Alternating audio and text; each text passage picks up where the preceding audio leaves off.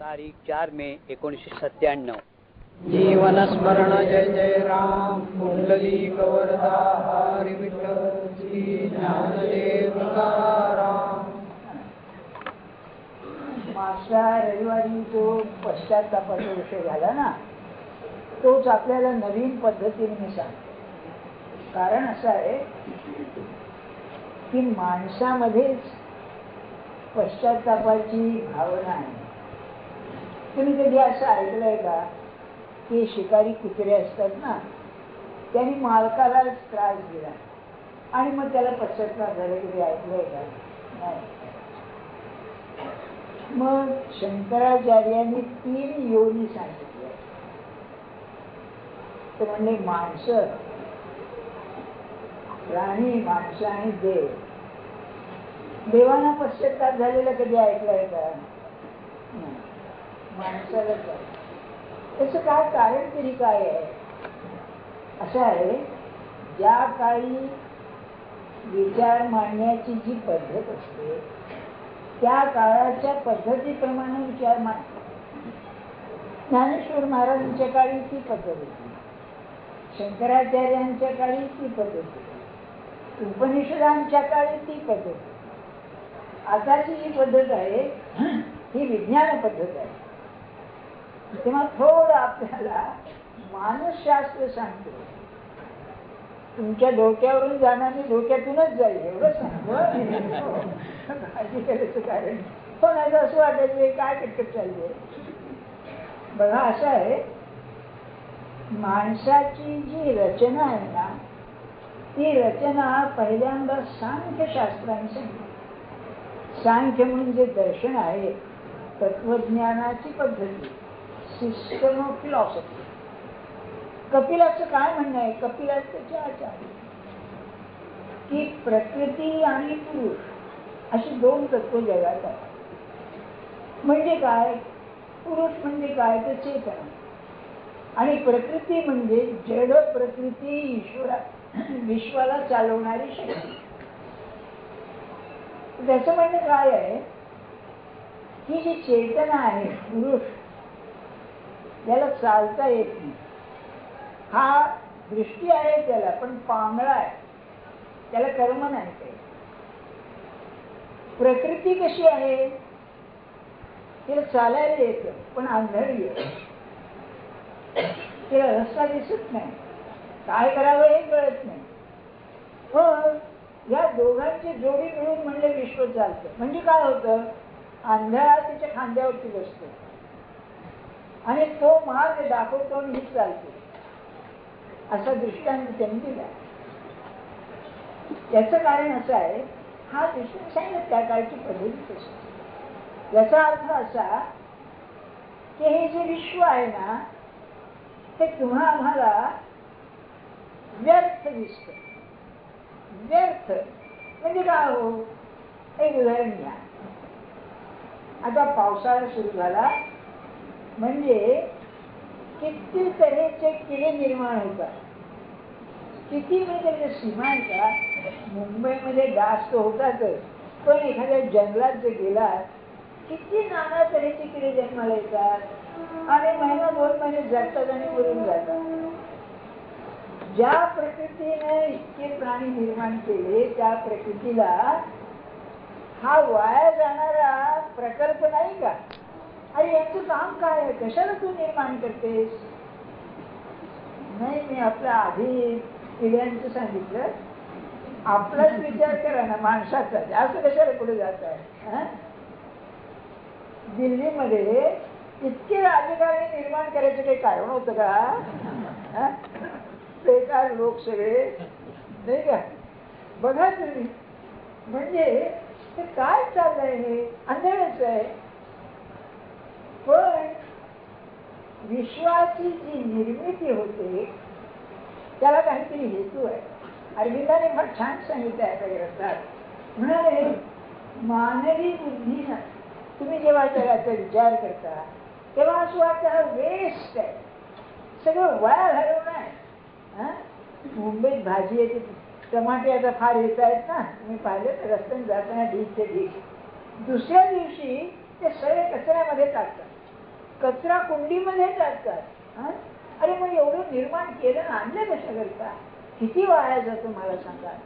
तुम्हाला माहिती आहे ना, हे भय्ये लोक दूध ओतून रस्त्यावर ओतून देतात. मी पाहिलेली गोष्ट आहे.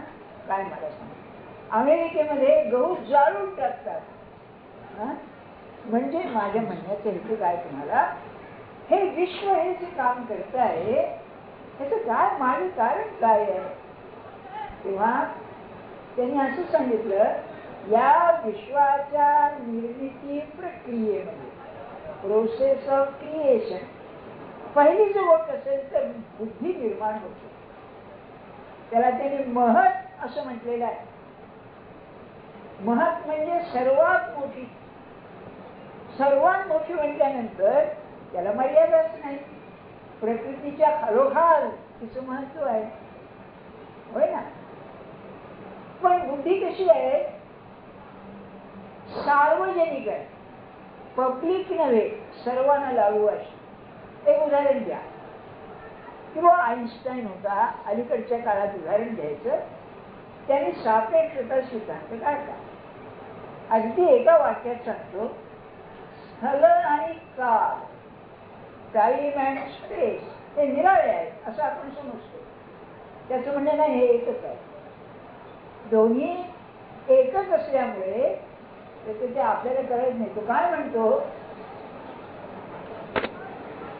प्रकाशाची जी गती आहे त्या गतीने जर माणूस चालला तर एकाच वेळी सर्व ठिकाणी असेल.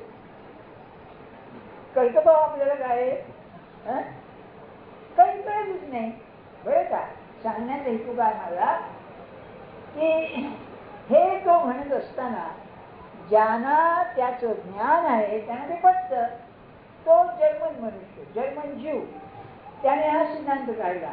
जगात सगळ्या बुद्धिमान निष्पक्षपात विचार करणाऱ्या माणसांना पडला. आम्ही अरिस्टॉटलचं लॉजिक शिकलो होतो, न्यायशास्त्राचं तर्कशास्त्र शिकलो होतो. हजार वर्ष होत गेली, बुद्धी सगळीकडे चालली. ही महत, म्हणून महत असं म्हणतात. पण माणूस म्हटला की त्याला बुद्धी आहे, पण ती महत राहत नाही, ती त्याच्या पुरती राहते. म्हणून त्यांनी काय म्हटलं सांख्याने, की ही जी बुद्धी आहे ही पहिलं मूळ प्रकृतीचं, त्यानंतर अहंकार निर्माण झाला. आणि तो अहंकार आला की त्याची बुद्धी होते, बुद्धी राहत नाही. माझ्या बुद्धीला पटत नाही, बुद्धीला पटत नाही असं माणूस म्हणत नाही. तुम्ही म्हणता ते माझ्या बुद्धीला पटत नाही. अरे तू कोण? अहंकारी माणूस.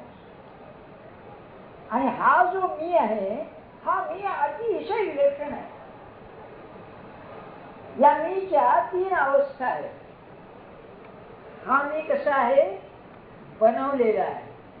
लहान मुलाला मी नसतो, तो बनवलेला असतो. आणि सत्पुरुषाला तो जाळून टाकलेला असतो. पण मी आहे. तर कसा आहे हा मी? एक उदाहरण सांगतो, की आपल्याला जे विकार असतात ना, ते विकार इतके जवळ असतात माणसाला की काय करावं, मला काही लाचारी आहे, मला काही करताच येत नाही. अर्जुनानं प्रश्न विचारलाय, अथकेन प्रयुक्तो पापम चरति पुरुषा. एक माणूस आहे, विद्वान आहे, चांगला आहे, आणि जाणून बुजून पाप करतो. तेव्हा अर्जुन विचारतोय, कृष्णा कोण त्याला पाप करायला लावतो? अनिच्छन्नपि, जिथं हा श्रेष्ठ शब्द वापरतो, त्याच्या मनात नाही आहे दारू पिण्याचं, पण अनिच्छन्नपि वाष्णेय बलादिव नियोजित, कुणी गजात घेऊन घडवून घ्यावं अशा स्थिती होते. आपण नाही का, तो आमकडे बोलू नये असं मनात आलं, बोलल्याशिवाय पण पडत नाही. आणि कोण तुला जबरदस्ती करतं? हा विकार, हा अहंकाराचा परिणाम. बरं, अहंकाराचं एक रूप दाखवलं मी आपल्याला. दुसरं रूप त्याचं कसं आहे? अर्जुनाचं उदाहरण घेतो, कारण आपण ज्ञानेश्वरी वाचतो. अर्जुन काय म्हणाला श्रीकृष्णाला, मला भीष्माला द्रोणाला मारायचं तू काय सांगतोस? हे कसं शक्य आहे? अरे मी पार्थो द्रोणाचा केला, त्या द्रोणानं मला पार्थ बनवलेला आहे. आणि भीष्मचे आजोबाच आम्हाला त्यांनी पाळलं लहानपणापासून, त्यांना शस्त्र मारायचं असं काय? अरे तू म्हणतोस काय? म्हणजे आपली जी नम्रता आहे, नैतिक मूल्य आहे, ते मूल्य कर्तव्याच्या आड यायला आहे. अरे तुझा गुरु आहे आणि तो तुला समोर यालाय ना लढायला, आता तू माघार कशी घेतोस? हा दुसरा अहंकार. आणि तिसरा जो अहंकार आहे तो मी भगवंताचा भक्त आहे, मी भगवंताचा सेवक आहे, मी रामदास आहे. याला इंग्लिश नाव फार छान आहे. एक अंडर इगो, म्हणजे इगो तर खराच, इगो म्हणजे मी, अहंकार, बरं का? तर हा अंडर इगो म्हणजे तो अहंकार आहे, पण त्रास देणारा अहंकार. दुसरा जो आहे तो डिफेन्सिव्ह इगो. आपली नम्रता तर दिसली पाहिजे, हा भानगडीत होता कामाचे नाही. आणि पुन्हा मी आहे, मी बघा कसं नम्र आहे, म्हणून पुष्कळशी नम्र दिसणारी माणसं अहंकारी असतात. त्यांना ठेवा. एक उदाहरण सांगतो आपल्याला. कलकत्त्याला एक सत्पुरुषांची सभा झाली. तर सत्पुरुषापेक्षा हे मठपती पुष्कळसे होते, बरं का? तेव्हा जे दोघं तिघं व्याख्यान देणारे होते मुख्य, ते फक्त याच्यावरती बसले सिंहासनावर, बाकीच्यांना खाली जागा. तर त्यातले 5 लोक निघून गेले, आमचा अपमान केला म्हणून. आणि बुवा लोक शिष्यगण असलेले हे डिफेन्सिव्ह वेगळे. आपण जे वागतो ना व्यवहारामध्ये, ते पुष्कळस खरं मीपणाचं नसतं. आपल्या मीला धक्का नाही लागणार आणि पुन्हा चांगलं म्हणावं लागेल असं विषय डिफेन्सिव्ह वेगळे. तुम्हाला समजते ना मी काय म्हणतो, बरं का? एखाद्या साहेबांना म्हणा, काय तुम्ही बरोबर काम केलं? हो काय बरोबर आहे असं मनात म्हणतो लेखाचा, आपण काम करीत नाही, आम्हाला काम करायला लावतो. पण बाहेरून डिफेन्सिव्ह, कुठं कशाला बोलत, त्याला पगार असं कारण असलं ठीक आहे. हा असं आहे. मग एक अगदी लहान उदाहरण सांगतो. एका माणसाला पंढरपूरला गेला असताना विठ्ठलाचं दर्शन पाहिजे. तेव्हा तो म्हणाला, अहो विठ्ठलाचं दर्शन करायला माळ कशाला पाहिजे? तेव्हा एक म्हातारा वारकरी होता मागे त्याच्या लाईन मध्ये. तो काय म्हणाला, तुला काय करायचंय? माळ असू नसू, दर्शन पाहिजे ना, ही माळ घाल, तू दर्शन घे, माझ्या गळ्यात टाक म्हणला. तर बरं का? तेव्हा त्यांनी तसंच केलं. गेला, माळ घातली गळ्यामध्ये, दर्शन झालं, त्याची माळ त्याला निघून गेला. त्याने काय सांगितलं, मला माळ घालणं आवडत नाही, पण माळ घालण्याने दर्शन होतं येणार नाही. सिद्ध करते माझं सगळं वागणं असं असतं. माझा जो मी आहे त्याला धक्का लागता कामाचा नाही. मग तो म्हणजे शुद्ध करून कशी आणि तिसरा मी जो असतो तो बियॉन्ड एगोइझम, तो सत्पुरुष. त्याचा मी असतो, पण त्याचा मी मृतवत असतो. भगवंताच्या पायी त्याला दिलेला असतो तो बियॉन्ड. एक बिलो एगोइझम, एक डिफेन्सिव्ह एगोइझम म्हणजे बियॉन्ड एगोइझम. ही किती युरोपियन लोकांनी ती वापरलेली आहे ते तुमच्या कानावर घालतो. म्हणजे अहंकार तुम्ही, पण त्यात फरक असतो. आता यांचा या श्लोकाशी संबंध काय? श्लोकामध्ये काय आहे? पश्चात्तापाची भावना आहे. पश्चात्ताप कोणाला?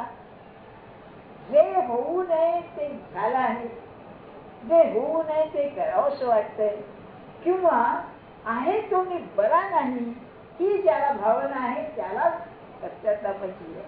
पश्चात्ताप याचा अर्थ असा की कर्म केल्यानंतर त्याचं नको झालं असतं, बरं नाही झालं अशी भावना त्याला पश्चात्ताप. बरं, हा त्याचा बरं. मग जर विचारातून वरच्या ह्याच्यात द्यायचं अहंकारात आणि त्याच्या ह्याच्यातूनही पलीकडे जायचं असेल, तर मधली जी अवस्था आहे, माझा अहंकार मी जो सांभाळतो तो काही केल्या न सांभाळता त्याला मारायचा विचार करण्याचं नाव पश्चात्ताप. समजून घ्या आपण. अरे एक साधं उदाहरण घ्या. आजपर्यंत जीवनाचा विचार केला नाही. आता म्हातारपणी माझा वयात आलेला मुलगा गेला, केवढा धक्का आहे मला. काय जीवन आहे हे.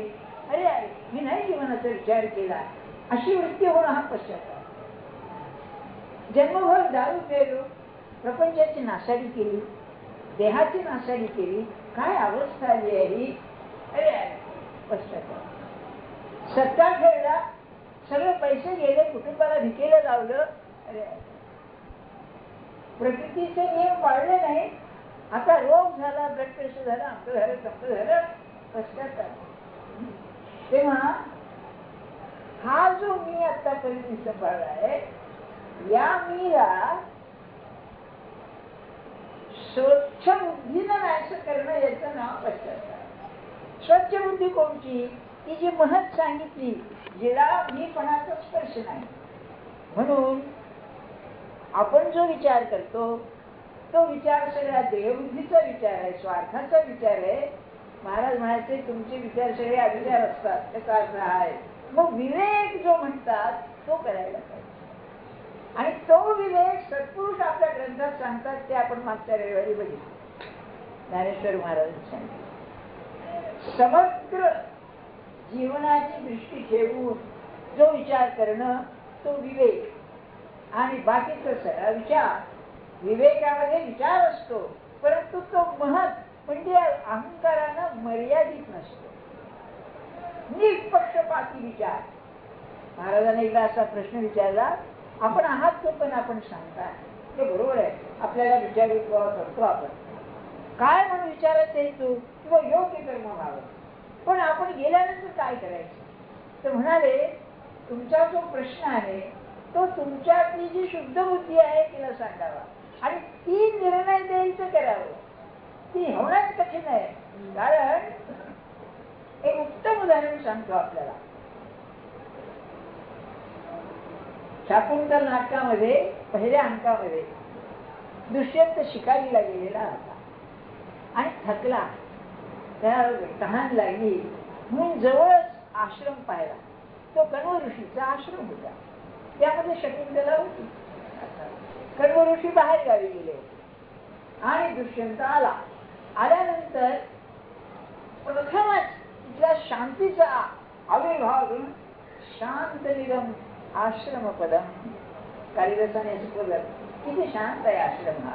जंगलात बरं का. त्यांनी जोडे काढले आणि राजा हा, त्याच्या राज्यात हा आश्रम असा असून मर्यादा आहे ना. आला आतमध्ये. आतमध्ये आल्यावर शकुंतला पाहिली. कशी पाहिली? तिच्या दोन सखी होत्या, मैत्रिणी बरं का. आणि त्या मैत्रिणी आणि ही तिघी जणी झाडांना पाणी घालीत होत्या. झाडांना पाणी घालीत होत्या तेव्हा त्या, आता जंगली शब्द वापरायचे नाही, पण आश्रम कन्या ते काय शहरात त्या सारख्या काय कपडे घालीत होत्या अंगभर. तेव्हा थोडंसं अंग उघडं असं ते वलकले नेसलेल्या त्या झाडाला पाणी घालताना यांनी शकुंतलेला पाहिजे. हा क्षत्रिय, ती ऋषिकन्या, ती सुद्धा घरी नव्हे, त्या हिची मेनकेची मुलगी त्यांनी घेतलेली, दत्तक घेतलेली कण्वाने. आणि ह्याच्या मनात तिच्याविषयी अभिलाष उत्पन्न झाला. मी काय सांगते लक्षात घ्या बरं का, नुसते गोष्टीने जाऊ नका वाढ. कालिदासाने जो श्लोक घातलाय त्यावर महाकवीच तो. तेव्हा त्याचं मन तिच्यावरती गेल्यावर याला लाज वाटली. मी आपल्याला आता सांगितलं की माझ्या मनात जो विचार येतोय तो बरोबर आहे का नाही. ते म्हणाले तुम्ही त्या महत्त्वाला विचारा, जी खरी निष्पक्षपात बुद्धी आहे, बरोबर निर्णय दे, निस्वार्थी बुद्धी, त्यात मी असता कामाचा नाही. बरं.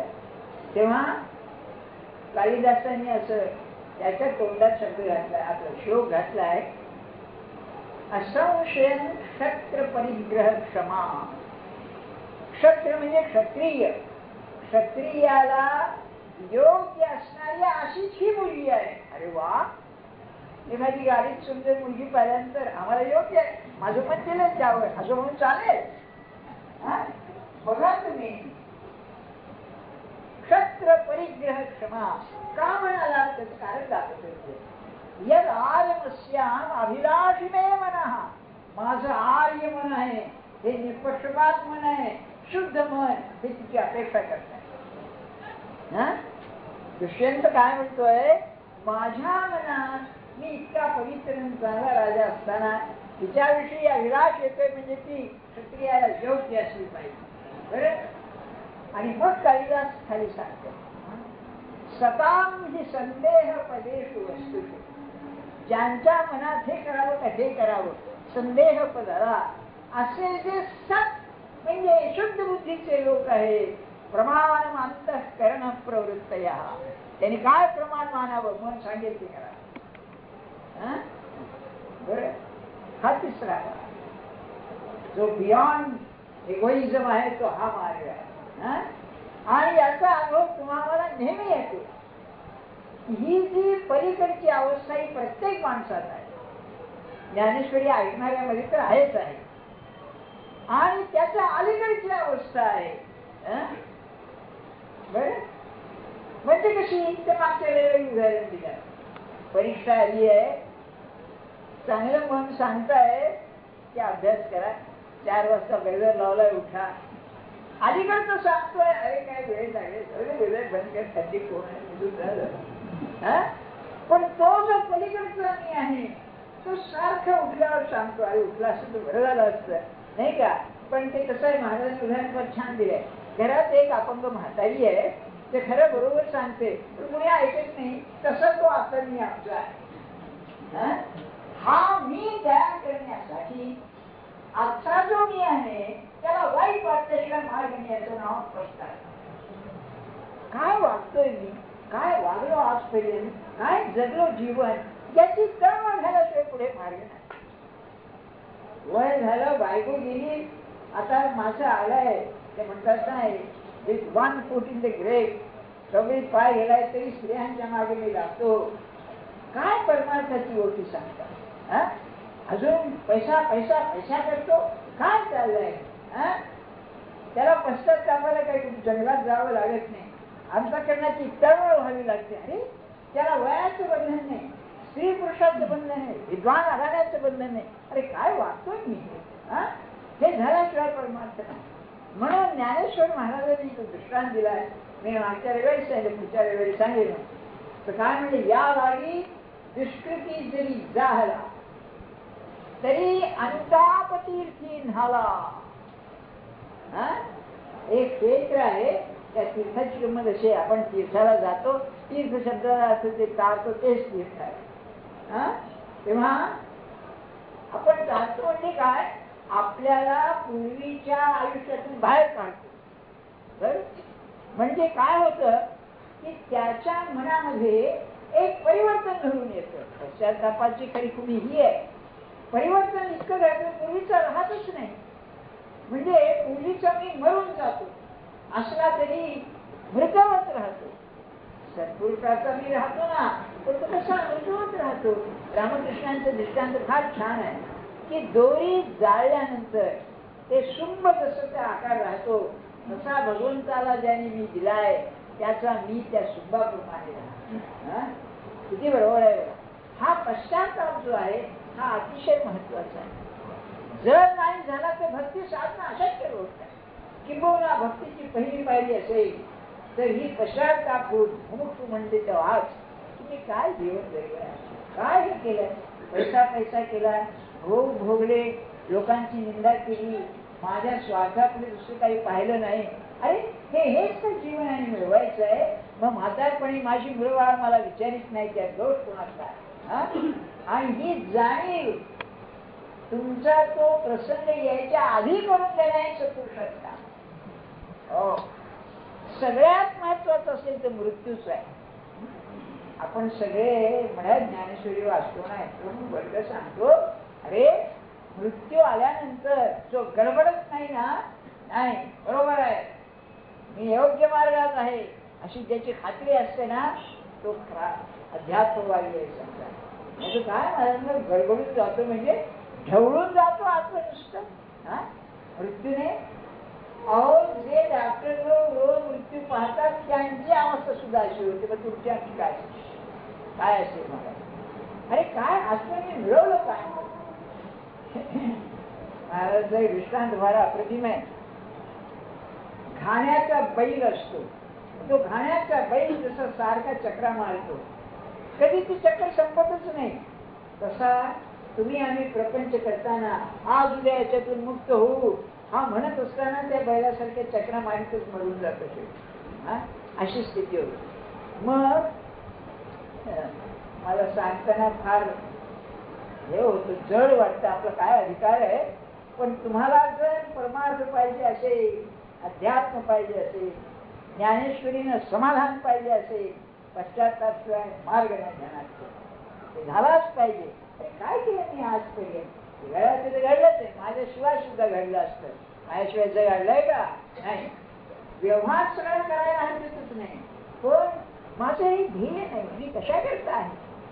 जाताना असं वाटलं पाहिजे आलं तसं कमावून चाललो, नाही तर काय आया वैसाळ्या अशी स्थिती व्हायची त्याची, नाही का? हा खरा त्यांच्या सांगण्याचा भाव आहे. आणि असा मनुष्य जो आहे तो तीर्थात जातो. याचा अर्थ काय की तीर्थाची पद्धत अशी की तिथे स्नान करायचं. तुम्हाला एक उदाहरण सांगतो पश्चातापाचं. ते थोड्याच आहे, पण बघून अशी ते थोर होतात किंवा पश्चातापानं काय होतात तेव्हा थोर होतात. आणि ती शक्ती आपल्यामध्ये आहे. एकदा असं झालं, तुकाराम महाराज शौचाला बसले होते आणि नामस्मरण करीत होते. तेव्हा एक ग्रस्त खेडेगावचं जीवन तेव्हा चालला हे गाढवा त्यांना की नाही त्या साधन कालामध्ये अतिशय बेअबळी सोसावी लागली. घरापासून जगापर्यंत. बरं, काही लोकांना घरात तरी मान असतो, तोही त्यांना नव्हता. मग बाकीचं तर सोडून असतं. बरं, त्यांना वेडा चुक्या असंच म्हणायचं. हे गाढवा, अरे काय तू हे शौचाला बसते आणि नामस्मरण करतोस? तेव्हा त्यांना राग आला आणि बोला चाली झाली. आता खेडेगावची बोला चाली तुम्हाला माहिती, शिव्या यांनी दिल्या त्यांनी दिल्या. आणि मग भानावर आले. हे लक्षात घ्या, आपल्या हातनं काय झालं हे, आपण साधक ना, काय झालं हे. आणि मग वर्णन केलंय, आज शिवला मागलं माझे विचार ते आणलं. त्या काळच्या समाज पद्धतीप्रमाणे हे मांग धेड वगैरे जे लोक असत यांना वरचे लोक स्पर्श करीत नसत. विचार झाला असं समजू असत. बरं, तर म्हणाले आज मांग शिवला मला आणि मांग विचारलं माझं काय झालं. झाली क्रोधासवे भेटी, राग भेटायला आला. बघा, तोंडा वाटे नरक लोटी. आम्हाला काय अर्थ कळतो? महाराजांनी याचा अर्थ असा सांगितला की म्हणाले परिणाम काय झाला, तोंडा वाटे नरक लोटी. नरक बाहेर टाकण्याची जी स्वाभाविक क्रिया आहे ते नव्हतं, तोंडाने मी नरक टाकला. वा, सत्पुरुषाला कसा अर्थ कळतो? आज शिवला मांग माझे विटाळले. तुम्ही मला खरं सांगा, माझ्या सगळं मी जोराने सांगतो आणखी, कारण माझाच अनुभव आहे तो. आपल्याला राग येतो तेव्हा जर गुरुने आपल्याला पाहिलं, अरे अरे अरे त्यांना दया येते, काय राग, काय क्षीण पातळीवर जातोय हा. आणि कारण काय असतं तर म्हणलं पाणी बाजे भजे तू भज नाही केला, लांब ओरडायला नाही. हे नित्याच्या गोष्टी आहेत घरातल्या. बरं का, एक ग्रस्त होते, त्यांची आमटी जरा खारट झाली. काहो म्हणले बायकोला, काहो म्हणले तुम्ही किती वर्ष स्वयंपाक करता? किती वर्ष झालं का? एवढी आमटी तुम्हाला करता येत नाही? हे बाजूला वाटी स्वयंपाक पाहिलेलं उदाहरण आहे, ऐकून झाले. एक ग्रस्त होते, ते आमच्या तिथे पूजा असत. पूजा म्हणजे सुरई, खापराची. उन्हाळ्यामध्ये सुरई वापरतात आता. तेव्हा ते त्यांनी जे भांड ठेवलं होतं त्यात चालत झुरळ निघालं. ते भांड काढलं, झुरळ वाहिलं. त्यांनी ती पातेली होती ना, पाणी द्यायची भांड ते आले बायकोला फेकून मारली. आणि जग झालेला नव्हता म्हणजे आजच्या घरी असेल आज शिवला माझे विगाडले झाली क्रोधासवे भेटी तोंडा वाटे न करो आता करू प्रायश्चित्त ते अनुतापतीर्थी नाला विठ्ठल विठ्ठल गेलोया. याला उपाय काय आहे? नामस्मरण करणं हा आहे म्हणाले. तरी आम्ही नामस्मरण करणं काय आहे? मग अनुतापी न्हाऊ तुला अनुतापी न्हाऊ अनुताप तीर्थामध्ये न्हावून तुका म्हणे रवी पाहू. याचा आहे आपल्याकडे अशी पद्धत आहे की तुम्ही गंगा स्नानाला जे गेलात तिथे भटपंडे लोक मित्र सांगतात ना ते काय करतात स्नान करून या मग एक वस्त्र सूर्याला दाखवा अशी एक पद्धत आहे. त्याचा अर्थ मलाही माहिती नाही ते काहीतरी विधी चालत आलेला आहे. तर तुकाराम महाराज म्हणतात अनुताप तीर्थामध्ये स्नान करून आता रवी पाहू म्हणजे पापातून मुक्त होऊ. हा अनुभव आहे. त्याशिवाय नाही परमार्थ पाहिजे असं ते करावंच पाहिजे. असं वाटलं पाहिजे की हा काय मी आहे सडलेला कुजलेला असा हा मी काय भगवंताजवळ जाऊ तरी मी कसं. म्हणजे मग नाथांची आपल्याला कल्पना येईल. काय पुरुष होता तो मुसलमान. तुम्ही थोडी कल्पना करा एवढा मान्य पुरुष समाजातला हिंदू समाजातला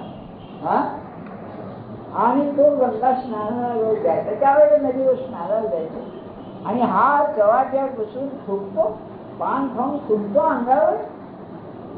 आपण तसं वागू नये. त्यातलं जे भावार्थ आहे ते स्पिरिट आहे हे घ्यायला पाहिजे. 100 वेळा 121 वेळा अरे जाऊ द्या हो 10-15 वेळा तर थुकला असेल ना त्याचा. आणि नाथ काय म्हणाले थोडं पुण्य लागलं आज गंगा स्नान इतक्या वेळेला मला झालं. पुढे तो शिष्यच झाला त्यांचा. आणि तुम्ही आम्ही जे रागवतो ते पाहिल्यानंतर आणि जर नाथ समोर असते तर काय नाही वा काय तुम्ही ज्ञानेश्वरी सांगताना ऐकता राव म्हणजे वा माझे राहायचे 2 दिवस पहा जरा काय तुम्ही जाऊया. म्हणून मोरोपंतांनी त्यांना म्हणले शांती जलधी शांतीचा समुद्र. तुम्हाला एक सांगून ठेवतो आपण ज्ञानेश्वरी वाचतो ना सत्पुरुषाचं एक प्रधान लक्षण असेल तर अत्यंत शांती अत्यंत शांती. आणि ती कशी त्या माणसाजवळ गेल्यानंतर तुमची शांती तुम्हाला आली पाहिजे. तुका म्हणे जाती